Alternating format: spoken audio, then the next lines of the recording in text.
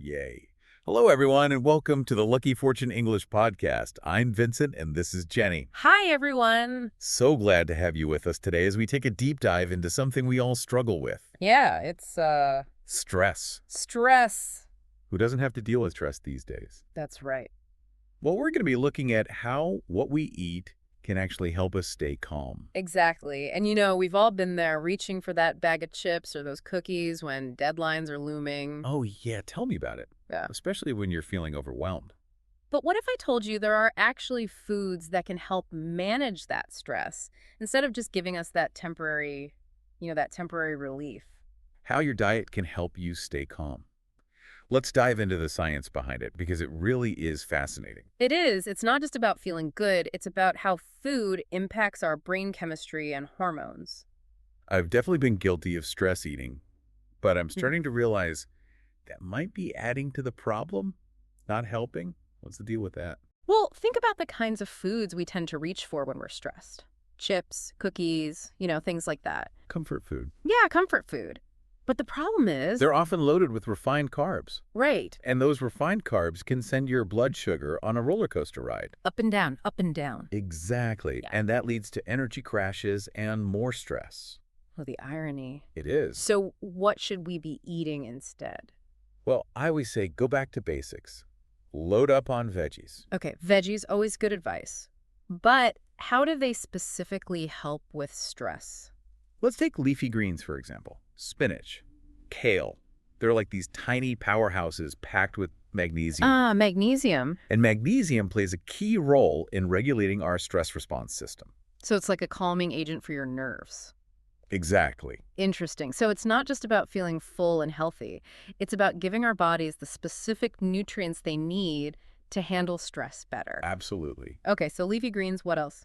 Here's something that might surprise you. Okay, I'm ready. Did you know a healthy gut microbiome, those good bacteria in your gut, is linked to better stress management? Oh, wow. I hadn't really thought about that connection. It's pretty amazing. And one way to support a healthy gut is through fermented foods. Like what? Kimchi, I love kimchi. sauerkraut. Okay, good news for me. These foods are packed with probiotics, which help foster a healthy gut environment. So good gut. Less stress. You got it. All right, that makes sense. Now, we always hear how breakfast is the most important meal of the day.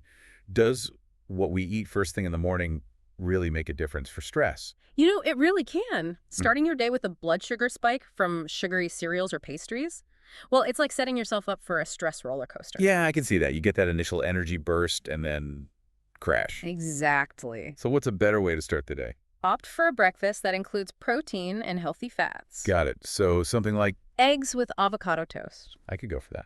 Or Greek yogurt with berries and nuts. These options provide sustained energy. And help keep those stress hormones balanced. Exactly. Okay, so we've covered veggies, fermented foods, and breakfast.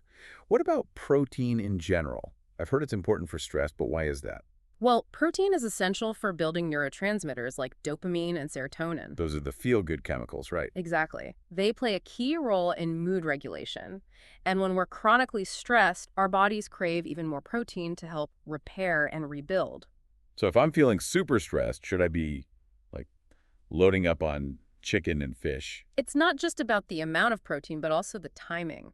Distributing your protein intake throughout the day can help keep your energy levels and mood more stable. That's a good tip. So not just one big protein-heavy meal, but spreading it out. Exactly. Okay, so we talked about refined carbs earlier. Remind us again, what's the deal with them and stress? Remember that blood sugar roller coaster we talked about?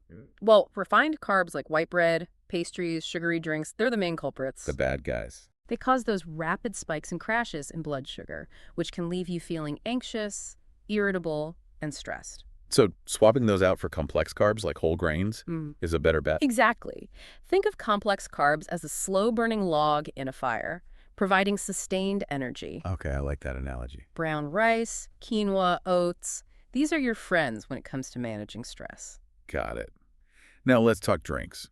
I know a lot of people, myself included, rely on caffeine to power through stress. Oh, that morning coffee. But is that really a good idea? While that morning coffee might feel like a lifesaver, too much caffeine can actually worsen stress. What? Yeah. It triggers the release of cortisol. That's the stress hormone, right? Yeah. And it can lead to a vicious cycle of feeling wired and tired. Okay, that's a little scary considering how much coffee I drink. So what are some good alternatives if you're trying to cut back on caffeine? Well, water is always your best bet. Yeah, good old H2O. It keeps you hydrated and supports all your body's functions. But if you're like me and really enjoy a warm drink, especially in the mornings, what else would you recommend? Try herbal teas, Okay, yeah, that's a good idea. chamomile, Very calming. lavender, even peppermint. Peppermint, that's a good one. They can be surprisingly soothing and a great way to wind down. Okay, I think we've covered a lot of great information today. To recap, we talked about eating magnesium-rich veggies, adding fermented foods for gut health, prioritizing protein and complex carbs, and being mindful of our caffeine intake. It's amazing how much our food choices can impact our ability to handle stress. It really is. And the best part is, even small changes can make a big difference. Absolutely. So for all of you listening, I challenge you to try incorporating some of these tips into your diet and see how it affects your stress levels. You might be surprised at how much calmer and more resilient you feel. And hey, before we go, don't forget to subscribe to our channel. It's sure to bring you lots of luck. Hey. And remember, subscribing to our channel will bring you good luck. See you again.